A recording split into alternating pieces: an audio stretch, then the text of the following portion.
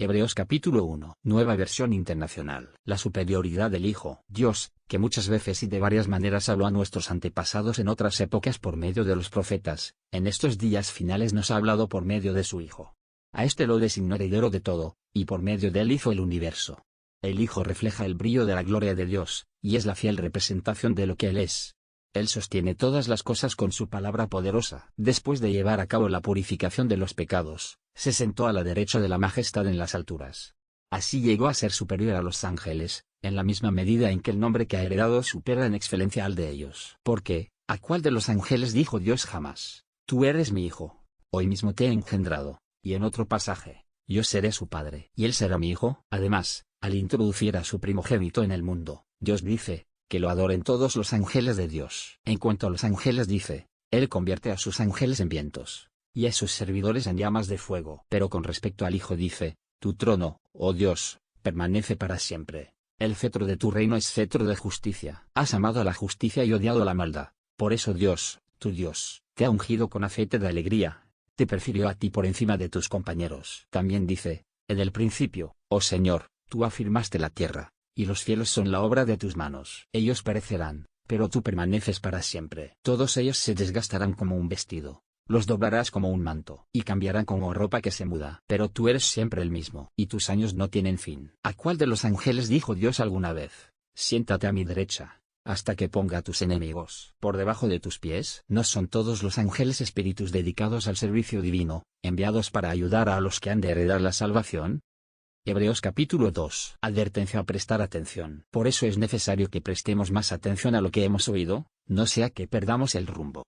Porque, si el mensaje anunciado por los ángeles tuvo validez, y toda transgresión y desobediencia recibió su justo castigo, ¿cómo escaparemos nosotros si descuidamos una salvación tan grande? Esta salvación fue anunciada primeramente por el Señor, y los que la oyeron nos la confirmaron. A la vez, Dios ratificó su testimonio acerca de ella con señales, prodigios, diversos milagros y dones distribuidos por el Espíritu Santo según su voluntad. Jesús, hecho igual a sus hermanos. Dios no puso bajo el dominio de los ángeles el mundo venidero del que estamos hablando. Como alguien ha atestiguado en algún lugar: ¿qué es el hombre y para que en él pienses? ¿Qué es el Hijo del hombre y para que lo tomes en cuenta? Lo hiciste poco menor que los ángeles, y lo coronaste de gloria y de honra. Todo lo pusiste bajo sus pies. Si Dios puso bajo él todas las cosas, entonces no hay nada que no esté bajo su dominio. Ahora bien, es cierto que todavía no vemos que todo esté sometido a él. Sin embargo, vemos a Jesús, quien fue hecho un poco menor a los ángeles, coronado de gloria y honra por haber padecido la muerte. Así, por la gracia de Dios, la muerte que él sufrió resulta en beneficio de todos. En efecto, a fin de llevar a muchos hijos a la gloria, convenía que Dios, para quien y por medio de quien todo existe, perfeccionara mediante el sufrimiento al autor de la salvación de ellos. Tanto el que santifica como los que son santificados tienen un mismo origen, por lo cual Jesús no se avergüenza de llamarlos hermanos, cuando dice: proclamaré tu nombre a mis hermanos, en medio de la congregación te alabaré. En otra parte dice: yo confiaré en él. Y añade: aquí me tienen, con los hijos que Dios me ha dado. Por tanto, ya que ellos son de carne y hueso, él también compartió esa naturaleza humana para anular, mediante la muerte, al que tiene el dominio de la muerte, es decir, al diablo, y librar a todos los que por temor a la muerte estaban sometidos a esclavitud durante toda la vida. Pues, ciertamente, no vino en auxilio de los ángeles, sino de los descendientes de Abraham. Por eso era preciso que en todo se pareciera a sus hermanos, para ser un sumo sacerdote fiel y compasivo al servicio de Dios, a fin de obtener el perdón de los pecados del pueblo. Por haber sufrido él mismo la tentación, puede socorrer a los que son tentados. Hebreos capítulo 3. Jesús, superior a Moisés. Por lo tanto, hermanos, ustedes que han sido santificados y que tienen parte en el mismo llamamiento celestial, fijen su atención en Jesús, el apóstol y sumo sacerdote de la fe que confesamos. Él fue fiel al que lo nombró, como lo fue también Moisés en toda la casa de Dios. De hecho, Jesús ha sido estimado digno de mayor honor que Moisés, así como el constructor de una casa recibe mayor honor que la casa misma. Porque toda casa tiene su constructor, pero el constructor de todo es Dios. Moisés fue fiel como siervo sobre toda la casa de Dios para dar testimonio de lo que Dios diría en el futuro. Cristo, en cambio, es fiel como hijo al frente de la casa de Dios. Y esa casa somos nosotros, siempre y cuando mantengamos nuestra confianza y la esperanza que nos enorgullece. Advertencia contra la incredulidad. Por eso, como dice el Espíritu Santo, si ustedes oyen hoy su voz, no endurezcan sus corazones. Como sucedió en la rebelión, en aquel día de prueba en el desierto. Allí sus antepasados me tentaron y me pusieron a prueba, a pesar de haber visto mis obras 40 años. Por eso me enojé con aquella generación. Y dije, siempre se alejan de mí y no reconocen mis caminos. Así que, en mi enojo, hice este juramento. Jamás entrarán en mi reposo. Cuídense, hermanos, de que ninguno de ustedes tenga un corazón pecaminoso e incrédulo que los haga apartarse del Dios vivo. Más bien, mientras dure ese hoy, anímense unos a otros cada día, para que ninguno de ustedes se endurezca por el engaño del pecado. Hemos llegado a tener parte con Cristo, si en verdad mantenemos firme hasta el fin la confianza que tuvimos al principio. Como se acaba de decir, si ustedes oyen hoy su voz, no endurezcan sus corazones, como sucedió en la rebelión. Ahora bien, ¿quiénes fueron los que dieron y se rebelaron? ¿No fueron acaso todos los que salieron de Egipto guiados por Moisés? ¿Y con quienes se enojó Dios durante 40 años? ¿No fue acaso con los que pecaron, los cuales cayeron muertos en el desierto? Y a quienes juró Dios que jamás entrarían en su reposo, sino a los que desobedecieron. Como podemos ver, no pudieron entrar por causa de su incredulidad. Hebreos capítulo 4. Reposo del pueblo de Dios. Por tanto, aunque la promesa de entrar en su reposo sigue vigente, cuidémonos, no sea que alguno de ustedes vaya a quedarse fuera. Porque a nosotros se nos ha anunciado las buenas noticias, lo mismo que a ellos, pero el mensaje que escucharon no les sirvió de nada, porque no se unieron en la fe a los que habían prestado atención a ese mensaje. Ahora bien, en tal reposo entramos los que somos creyentes, conforme Dios ha dicho. Así que, en mi enojo, hice este juramento. Jamás entrarán en mi reposo. Es cierto que su trabajo quedó terminado con la creación del mundo, pues en algún lugar se ha dicho así del séptimo día, y en el séptimo día descansó Dios de todas sus obras. Y en el pasaje citado también dice, jamás entrarán en mi reposo. Aunque todavía falta que algunos entren en ese reposo, y los primeros a quienes se les anunció las buenas noticias no entraron por causa de su desobediencia, Dios volvió a fijar un día, que es hoy, cuando mucho después declaró por medio de David lo que ya se ha mencionado. Si ustedes oyen hoy su voz, no endurezcan sus corazones. Porque si Josué les hubiera dado el reposo, Dios no habría hablado posteriormente de otro día. Por consiguiente, queda todavía un reposo especial para el pueblo de Dios, porque el que entra en el reposo de Dios descansa también de sus obras, así como Dios descansó de las suyas. Esforcémonos, pues, por entrar en ese reposo, para que nadie caiga al seguir aquel ejemplo de desobediencia. Sin duda, la palabra de Dios es viva, eficaz y más cortante que cualquier espada de dos filos. Penetra hasta lo más profundo del alma y del espíritu, hasta la médula de los huesos, y juzga los pensamientos y las intenciones del corazón. Ninguna cosa creada escapa a la vista de Dios. Todo está al descubierto, expuesto a los ojos de aquel a quien hemos de rendir cuentas. Jesús, el gran sumo sacerdote. Por lo tanto, ya que en Jesús, el Hijo de Dios, tenemos un gran sumo sacerdote que ha atravesado los cielos, aferrémonos a la fe que profesamos. Porque no tenemos un sumo sacerdote incapaz de compadecerse de nuestras debilidades, sino uno que ha sido tentado en todo de la misma manera que nosotros, aunque sin pecado. Así que acerquémonos confiadamente al trono de la gracia para recibir la misericordia, y encontrar la gracia que nos ayude oportunamente. Hebreos capítulo 5. Todo sumo sacerdote es escogido de entre los hombres. Él mismo es nombrado para representar a su pueblo ante Dios, y ofrecer dones y sacrificios por los pecados. Puede tratar con paciencia a los ignorantes y extraviados, ya que él mismo está sujeto a las debilidades humanas. Por tal razón se ve obligado a ofrecer sacrificios por sus propios pecados, como también por los del pueblo. Nadie ocupa ese cargo por iniciativa propia, más bien, lo ocupa el que es llamado por Dios, como sucedió con Aarón. Tampoco Cristo se glorificó a sí mismo haciéndose sumo sacerdote, sino que Dios le dijo, tú eres mi hijo, hoy mismo te he engendrado. Y en otro pasaje dice, tú eres sacerdote para siempre, según el orden de Melquisedec. En los días de su vida mortal, Jesús ofreció oraciones y súplicas con fuerte clamor y lágrimas al que podía salvarlo de la muerte y fue escuchado por su temor reverente. Aunque era hijo, mediante el sufrimiento aprendió a obedecer. Al ser así perfeccionado, llegó a ser autor de salvación eterna para todos los que le obedecen, y Dios lo nombró sumo sacerdote según el orden de Melquisedec. Advertencia contra la apostasía. Sobre este tema tenemos mucho que decir, aunque es difícil explicarlo porque ustedes se han vuelto apáticos y no escuchan. En realidad, a estas alturas ya deberían ser maestros, sin embargo, necesitan que alguien vuelva a enseñarles los principios más elementales de la palabra de Dios. Dicho de otro modo, necesitan leche en vez de alimento sólido. El que solo se alimenta de leche es inexperto en el mensaje de justicia, es como un niño de pecho. En cambio, el alimento sólido es para los adultos, pues han ejercitado la capacidad de distinguir entre el bien y el mal. Hebreos capítulo 6. Por eso, Dejando a un lado las enseñanzas elementales acerca de Cristo, avancemos hacia la madurez. No volvamos a poner los fundamentos, tales como el arrepentimiento de las obras que conducen a la muerte, la fe en Dios, la enseñanza sobre bautismos, la imposición de manos, la resurrección de los muertos y el juicio eterno. Así procederemos, si Dios lo permite, porque es imposible que aquellos que han sido una vez iluminados, que han saboreado el don celestial, que han tenido parte en el Espíritu Santo, que han experimentado la buena palabra de Dios y los poderes del mundo venidero, pero después de todo esto se han apartado, renueven su arrepentimiento. Pues así, para su propio mal, vuelven a crucificar al Hijo de Dios y lo exponen a la vergüenza pública. Cuando la tierra bebe la lluvia que con frecuencia cae sobre ella, y produce una buena cosecha para los que la cultivan, recibe bendición de Dios. En cambio, cuando produce espinos y cardos, no vale nada, está a punto de ser maldecida y acabará por ser quemada. En cuanto a ustedes, queridos hermanos, aunque nos expresamos así, estamos seguros de que les espera lo mejor, es decir, lo que atañe a la salvación. Porque Dios no es injusto como para olvidarse de las obras, y del amor que en su nombre ustedes han demostrado sirviendo a los creyentes, como lo siguen haciendo. Deseamos, sin embargo, que cada uno de ustedes siga mostrando ese mismo empeño hasta la realización final y completa de su esperanza. No sean apáticos, más bien, imiten a quienes por su fe y paciencia heredan las promesas. La certeza de la promesa de Dios. Cuando Dios hizo su promesa a Abraham, como no tenía a nadie superior por quien jurar, juró por sí mismo y dijo: te bendeciré en gran manera y multiplicaré tu descendencia. Y así, después de esperar con paciencia, Abraham recibió lo que se le había prometido. La gente jura por alguien superior a sí misma, y el juramento, al confirmar lo que se ha dicho, pone punto final a toda discusión.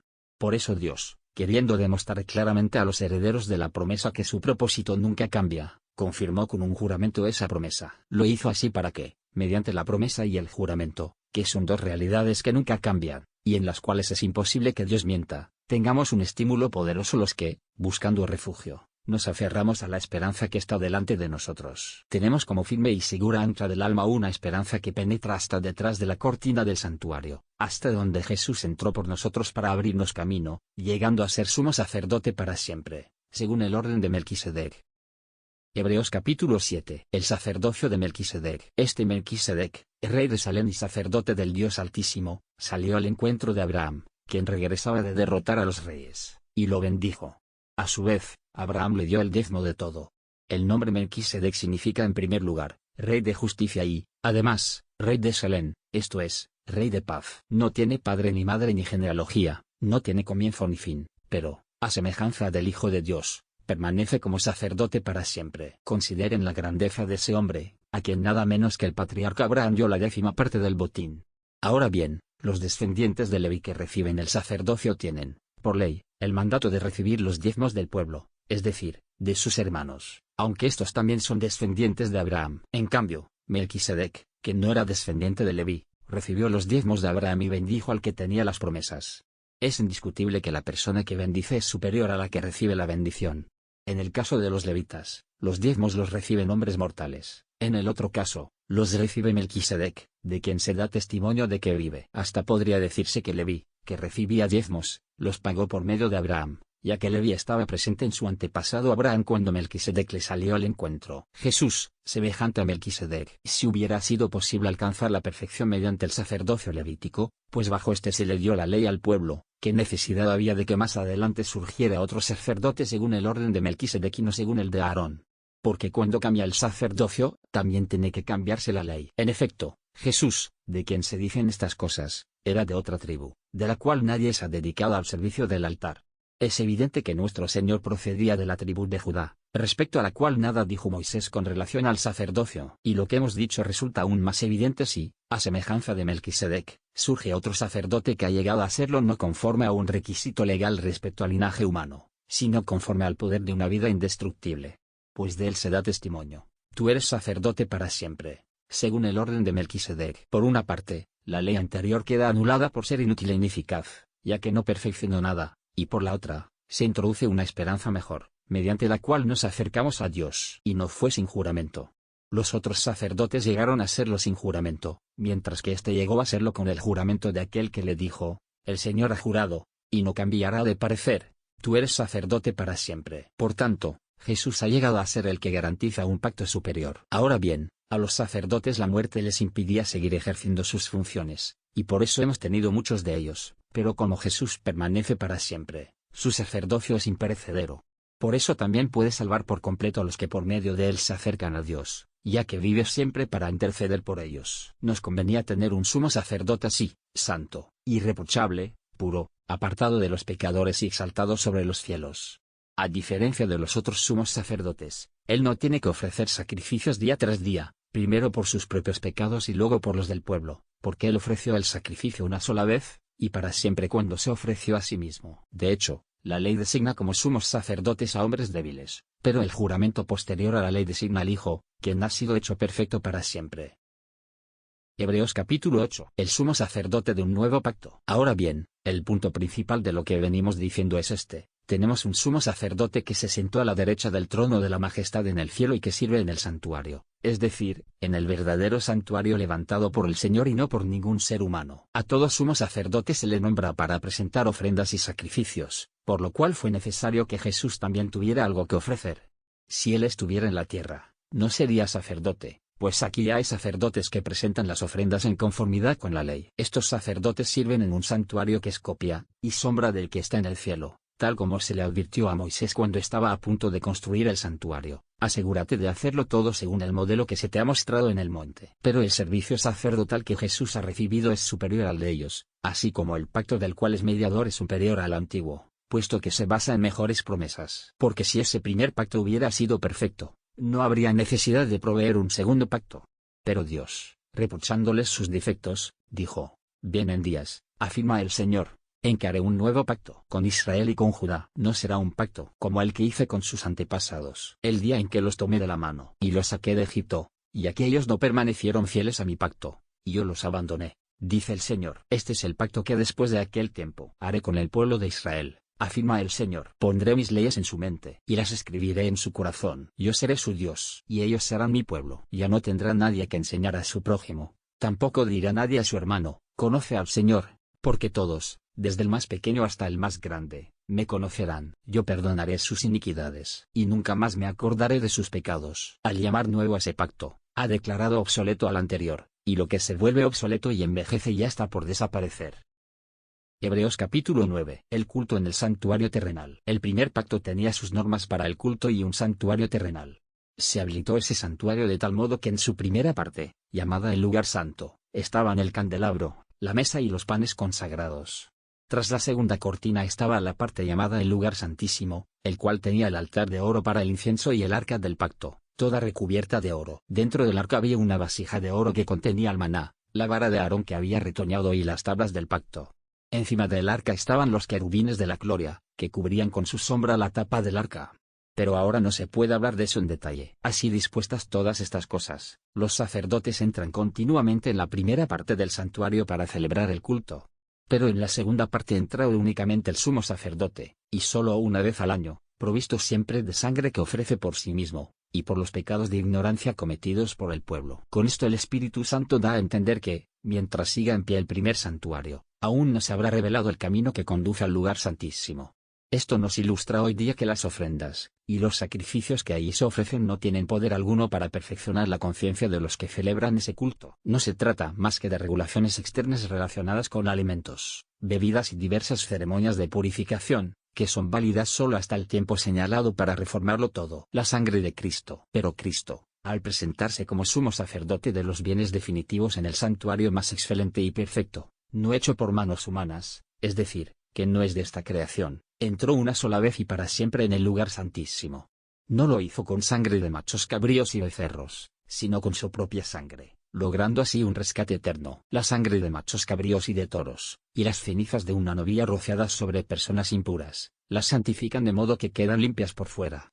Si esto es así, cuánto más la sangre de Cristo, quien por medio del Espíritu Eterno se ofreció sin mancha a Dios, purificará nuestra conciencia de las obras que conducen a la muerte, a fin de que sirvamos al Dios viviente. Por eso Cristo es mediador de un nuevo pacto, para que los llamados reciban la herencia eterna prometida, ahora que Él ha muerto para liberarlos de las transgresiones cometidas bajo el primer pacto. En el caso de un testamento, es necesario constatar la muerte del testador, pues un testamento solo adquiere validez cuando el que lo hizo muere y no entra en vigor mientras vive.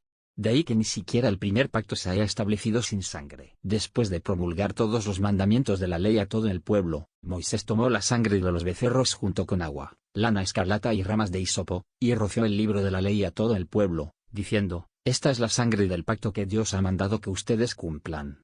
De la misma manera, roció con la sangre el santuario, y todos los objetos que se usaban en el culto. De hecho, la ley exige que casi todo sea purificado con sangre, pues sin derramamiento de sangre no hay perdón. Así que era necesario que los modelos de las realidades celestiales fueran purificados con esos sacrificios, pero que las realidades mismas lo fueran con sacrificios superiores a aquellos. Por eso Cristo no entró en un santuario hecho por manos humanas, simple copia del verdadero santuario, sino en el cielo mismo, para presentarse ahora ante Dios en favor nuestro. Tampoco entró en el cielo para ofrecerse vez tras vez, como entra el sumo sacerdote en el lugar santísimo cada año con sangre ajena. Si así fuera, Cristo habría tenido que sufrir muchas veces desde la creación del mundo. Al contrario, ahora, al final de los tiempos, se ha presentado una sola vez, y para siempre a fin de acabar con el pecado mediante el sacrificio de sí mismo. Así como está establecido que los seres humanos mueran una sola vez y después venga el juicio, también Cristo fue ofrecido en sacrificio una sola vez para quitar los pecados de muchos. Aparecerá por segunda vez ya no para cargar con pecado alguno, sino para traer salvación a quienes lo esperan. Hebreos capítulo 10. El sacrificio de Cristo, ofrecido una vez y para siempre. La ley es solo una sombra de los bienes venideros, no la presencia misma de estas realidades. Por eso nunca puede perfeccionar a los que se acercan para adorar mediante los mismos sacrificios que se ofrecen sin cesar año tras año. De otra manera, ¿no habrían dejado ya de hacerse sacrificios? Pues los que rinden culto, purificados de una vez por todas, ya no se habrían sentido culpables de pecado. Pero esos sacrificios son un recordatorio anual de los pecados, ya que es imposible que la sangre de los toros y de los machos cabríos quite los pecados. Por eso, al entrar en el mundo, Cristo dijo: A ti no te complacen sacrificios ni ofrendas, en su lugar, me preparaste un cuerpo, no te agradaron ni holocaustos ni sacrificios por el pecado. Por eso dije: Aquí me tienes, como está escrito en el libro. He venido, oh Dios, a hacer tu voluntad. Primero dijo: sacrificios y ofrendas, holocaustos y sacrificios por el pecado no te complacen ni fueron de tu agrado, a pesar de que la ley exigía que se ofrecieran. Luego añadió: Aquí me tienes, he venido a hacer tu voluntad. Así quitó lo primero para establecer lo segundo. Y en virtud de esa voluntad somos santificados mediante el sacrificio del cuerpo de Jesucristo, ofrecido una vez y para siempre. Todo sacerdote celebra el culto día tras día ofreciendo repetidas veces los mismos sacrificios, que nunca pueden quitar los pecados. Pero este sacerdote, después de ofrecer por los pecados un solo sacrificio para siempre, se sentó a la derecha de Dios en espera de que sus enemigos sean puestos por estrado de sus pies. Porque con un solo sacrificio ha perfeccionado para siempre a los que han sido santificados. También el Espíritu Santo nos da testimonio de ello. Primero dice: Este es el pacto que haré con ellos. Después de aquel tiempo, afirma el Señor, pondré mis leyes en su corazón y las escribiré en su mente. Después añade: Y nunca más me acordaré de sus pecados y maldades. Y puesto que estos han sido perdonados, ya no hace falta ofrecer otro sacrificio por el pecado, llamado a la perseverancia. Así que, hermanos, mediante la sangre de Jesús, tenemos confianza para entrar en el lugar santísimo por el camino nuevo y vivo que Él nos ha abierto a través de la cortina, lo cual hizo por medio de su cuerpo. También tenemos un gran sacerdote al frente de la casa de Dios. Acerquémonos, pues, a Dios con corazón sincero y con la plena seguridad que da la fe, interiormente purificados de una conciencia culpable y los cuerpos lavados con agua pura. Mantengamos firme la esperanza que profesamos, porque fiel es el que hizo la promesa. Preocupémonos los unos por los otros, a fin de estimularnos al amor y a las buenas obras. No dejemos de congregarnos, como acostumbran hacer algunos, sino animémonos unos a otros, y con mayor razón ahora que vemos que aquel día se acerca. Si después de recibir el conocimiento de la verdad pecamos obstinadamente, ya no hay sacrificio por los pecados. Solo queda una aterradora expectativa de juicio, el fuego ardiente que ha de devorar a los adversarios. Cualquiera que rechazaba la ley de Moisés moría irremediablemente por el testimonio de 2 o 3 testigos. ¿Cuánto mayor castigo piensan ustedes que merece el que ha pisoteado al Hijo de Dios, que ha profanado la sangre del pacto por la cual había sido santificado, y que ha insultado al Espíritu de la gracia? Pues conocemos al que dijo: Mía es la venganza, yo pagaré, y también, el Señor juzgará a su pueblo. Es aterrador caer en las manos del Dios vivo. Recuerden aquellos días pasados cuando ustedes, después de haber sido iluminados, sostuvieron una dura lucha y soportaron mucho sufrimiento. Unas veces se vieron expuestos públicamente al insulto y a la persecución, Otras veces se solidarizaron con los que eran tratados de igual manera. También se compadecieron de los encarcelados y, cuando a ustedes les confiscaron sus bienes, lo aceptaron con alegría, conscientes de que tenían una mejor herencia y más permanente. Así que no abandonen su confianza, la cual ha de ser grandemente recompensada. Ustedes necesitan perseverar para que, después de haber cumplido la voluntad de Dios, reciban lo que Él ha prometido. Pues dentro de muy poco tiempo, el que ha de venir vendrá y no tardará. Pero el justo vivirá por la fe. Y si se vuelve atrás, no será de mi agrados. Pero nosotros no somos de los que se vuelven atrás y acaban por perderse, sino de los que tienen fe y preservan su vida. Hebreos capítulo 11. Por la fe. Ahora bien, la fe es tener confianza en lo que esperamos, es tener certeza de lo que no vemos. Gracias a ella recibieron un testimonio favorable nuestros ancestros. Por la fe entendemos que el universo fue formado por la palabra de Dios, de modo que lo visible no provino de lo que se ve. Por la fe Abel ofreció a Dios un sacrificio más aceptable que el de Caín, y por ella recibió testimonio de ser justo, pues Dios aceptó su ofrenda. Por la fe Abel, a pesar de estar muerto, habla todavía. Por la fe Enoc fue sacado de este mundo sin experimentar la muerte. No fue hallado porque Dios se lo llevó, pero antes de ser llevado recibió testimonio de haber agradado a Dios. En realidad, sin fe es imposible agradar a Dios, ya que cualquiera que se acerca a Dios tiene que creer que Él existe y que recompensa a quienes lo buscan. Por la fe Noé, advertido sobre cosas que aún no se veían, con temor reverente construyó un arca para salvar a su familia. Por esa fe condenó al mundo, y llegó a ser heredero de la justicia que viene por la fe. Por la fe Abraham, cuando fue llamado para ir a un lugar que más tarde recibiría como herencia, obedeció y salió sin saber a dónde iba. Por la fe se radicó como extranjero en la tierra prometida, y habitó en tiendas de campaña con Isaac y Jacob, herederos también de la misma promesa, porque esperaba la ciudad de cimientos sólidos, de la cual Dios es arquitecto y constructor. Por la fe incluso Sara, a pesar de su avanzada edad y de que era estéril, recibió fuerza para tener hijos, porque consideró fiel al que le había hecho la promesa. Así que de este solo hombre, ya en decadencia, nacieron descendientes numerosos como las estrellas del cielo e incontables como la arena a la orilla del mar. Todos ellos vivieron por la fe, y murieron sin haber recibido las cosas prometidas, más bien, las miraron y les dieron la bienvenida desde la distancia. También confesaron que eran extranjeros y peregrinos en la tierra. Al expresarse así, claramente dieron a entender que andaban en busca de una patria. Si hubieran estado pensando en aquella patria de donde habían emigrado, habrían tenido oportunidad de regresar a ella. Antes bien, anhelaban una patria mejor, es decir, la celestial. Por lo tanto, Dios no se avergonzó de ser llamado a su Dios y les preparó una ciudad. Por la fe Abraham, quien había recibido las promesas, fue puesto a prueba y ofreció a Isaac, su hijo único, a pesar de que Dios le había dicho, tu descendencia se establecerá por medio de Isaac. Consideraba Abraham que Dios tiene poder hasta para resucitar a los muertos, en sentido figurado, recobró a Isaac de entre los muertos. Por la fe Isaac bendijo a Jacob y a Esaú, previendo lo que les esperaba en el futuro. Por la fe Jacob, cuando estaba a punto de morir, bendijo a cada uno de los hijos de José, y adoró apoyándose en la punta de su bastón. Por la fe José, al fin de su vida, se refirió a la salida de los israelitas de Egipto y dio instrucciones acerca de sus huesos. Por la fe el recién nacido Moisés fue escondido por sus padres durante 3 meses, porque vieron que era un niño hermoso, y no tuvieron miedo del edicto del rey. Por la fe Moisés, ya adulto, renunció a ser llamado hijo de la hija del faraón. Prefirió ser maltratado con el pueblo de Dios a disfrutar de los efímeros placeres del pecado. Consideró que la deshonra por causa de Cristo era una mayor riqueza que los tesoros de Egipto, porque tenía la mirada puesta en la recompensa. Por la fe salió de Egipto sin tenerle miedo a la ira del rey y se mantuvo firme, pues había visto a aquel que es invisible. Por la fe celebró la Pascua y el rociamiento de la sangre, para que el exterminador de los primogénitos no tocara a los de Israel. Por la fe el pueblo cruzó el mar Rojo como por tierra seca, pero cuando los egipcios intentaron cruzarlo, se ahogaron. Por la fe cayeron las murallas de Jericó, después de que los israelitas marcharon 7 días a su alrededor. Por la fe la prostituta Rahab no murió junto con los desobedientes, pues había recibido en paz a los espías. ¿Qué más voy a decir? Me faltaría tiempo para hablar de Gedeón, Barak, Sansón, Jefté, David, Samuel y los profetas, los cuales por la fe conquistaron reinos, hicieron justicia y alcanzaron lo prometido, cerraron bocas de leones, apagaron la furia de las llamas y escaparon del filo de la espada, sacaron fuerzas de flaqueza, se mostraron valientes en la guerra y pusieron en fuga a ejércitos extranjeros.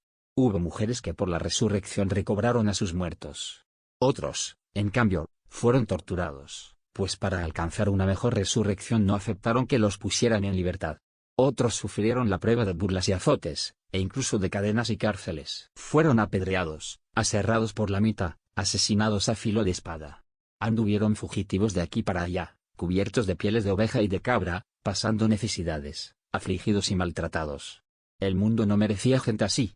Anduvieron sin rumbo por desiertos y montañas, por cuevas y cavernas. Aunque todos obtuvieron un testimonio favorable mediante la fe, ninguno de ellos vio el cumplimiento de la promesa. Esto sucedió para que ellos no llegaran a ser perfectos sin nosotros, pues Dios nos había preparado algo mejor. Hebreos capítulo 12. Dios disciplina a sus hijos. Por tanto, también nosotros que estamos rodeados de una nube tan grande de testigos, despojémonos de todo peso y del pecado que nos asedia, y corramos con perseverancia la carrera que tenemos por delante. Fijemos la mirada en Jesús, el iniciador y perfeccionador de nuestra fe, quien por el gozo que le esperaba, soportó la cruz, menospreciando la vergüenza que ella significaba, y ahora está sentado a la derecha del trono de Dios. Así, pues, consideren a aquel que perseveró frente a tanta oposición por parte de los pecadores, para que no se cansen ni pierdan el ánimo. En la lucha que ustedes libran contra el pecado, todavía no han tenido que resistir hasta derramar su sangre.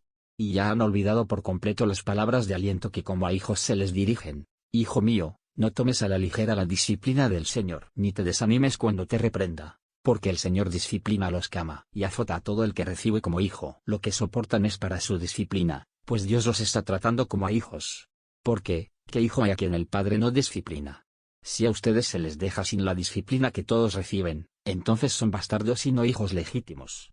Después de todo, nuestros padres humanos nos disciplinaban y los respetábamos. ¿No hemos de someternos, con mayor razón, al Padre de los Espíritus y viviremos?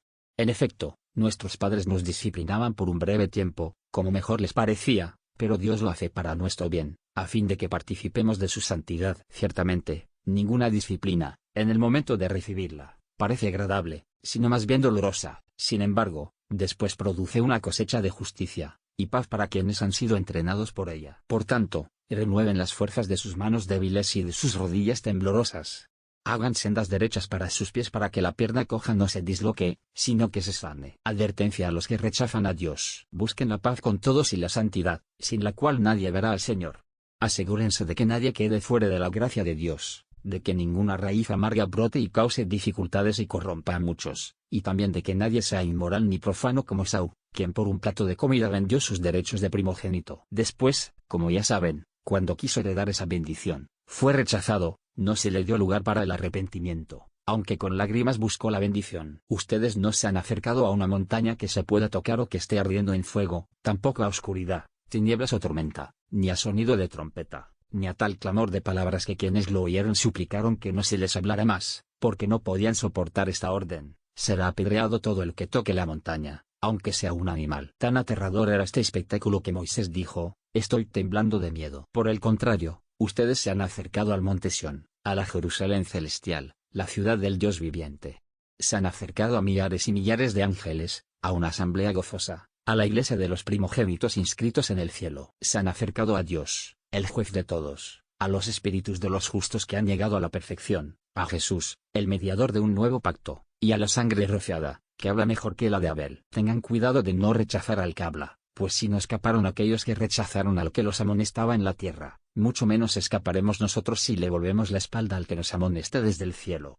En aquella ocasión, su voz estremeció la tierra, pero ahora ha prometido: una vez más haré que se estremezca no solo la tierra, sino también el cielo. La frase una vez más indica la remoción de las cosas movibles, es decir, las creadas, para que permanezca lo inconmovible. Puesto que nosotros estamos recibiendo un reino inconmovible, seamos agradecidos. Inspirados por esta gratitud, adoremos a Dios como a Él le agrada, con temor reverente, porque nuestro Dios es fuego consumidor. Hebreos capítulo 13. Exhortaciones finales. Sigan amándose unos a otros fraternalmente. No se olviden de practicar la hospitalidad, pues gracias a ella algunos, sin saberlo, hospedaron ángeles.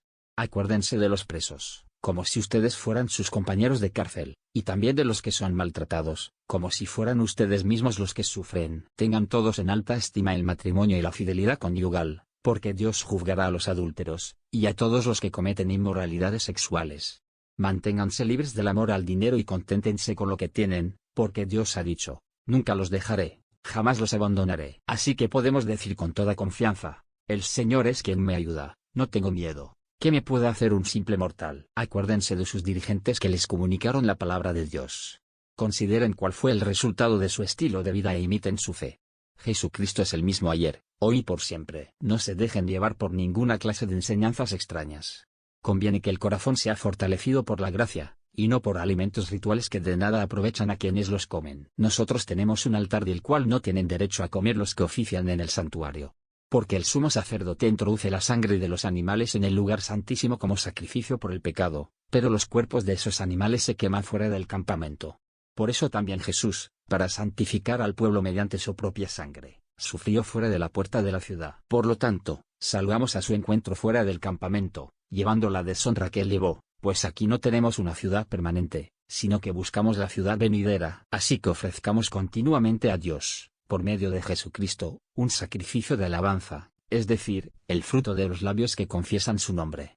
No se olviden de hacer el bien, y de compartir con otros lo que tienen, porque esos son los sacrificios que agradan a Dios. Obedezcan a sus dirigentes y sométanse a ellos, pues cuidan de ustedes como quienes tienen que rendir cuentas. Obedézcanlos a fin de que ellos cumplan su tarea con alegría y sin quejarse, pues el quejarse no les trae ningún provecho. Oren por nosotros, porque estamos seguros de tener la conciencia tranquila y queremos portarnos honradamente en todo. Les ruego encarecidamente que oren para que se me permita reintegrarme a ustedes cuanto antes. El Dios de paz levantó de entre los muertos al gran pastor de las ovejas, a nuestro Señor Jesús, por la sangre del pacto eterno. Que Él los capacite en todo lo bueno para hacer su voluntad. Y que, por medio de Jesucristo, Dios cumpla en nosotros lo que le agrada. A Él sea la gloria por siempre jamás.